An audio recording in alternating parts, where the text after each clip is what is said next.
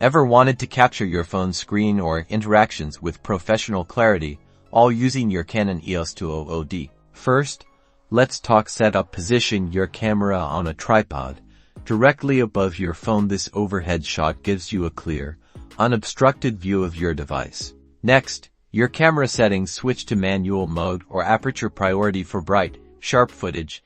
Aim for a low ISO, typically 100 or 200, and an aperture of around f4 to f56. This will give you a good depth of field, keeping your entire phone in focus. Now, composition. Use your camera's live view to frame your shot perfectly. Ensure your phone fills the frame without any distracting background elements. You can also zoom in slightly to minimize peripheral distractions. When recording, make sure your phone screen is well lit, but avoid harsh reflections from overhead lights. You might even consider using some diffused lighting around your phone to eliminate shadows created by your hands. For the cleanest audio, avoid relying on your camera's built-in microphone for phone sounds. Instead, use your phone's screen recording feature for internal audio or capture separate voiceover narration. Finally, experiment.